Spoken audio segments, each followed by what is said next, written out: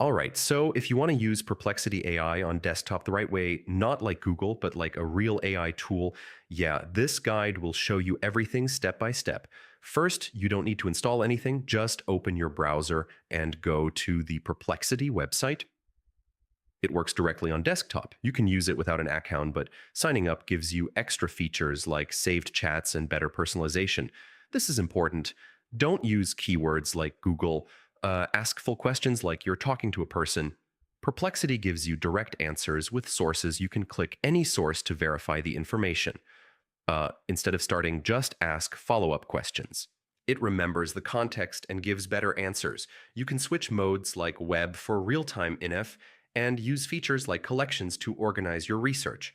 On desktop, it's perfect for research, writing, comparisons, and learning, basically replacing multiple tabs. If you're using Pro, you can switch AI models, generate content, and even run deeper research workflows. So yeah, using Perplexity on desktop is simple, but once you use it the right way, it becomes way more powerful than a normal search engine.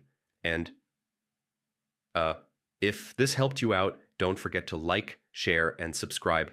Yeah, more AI guides coming.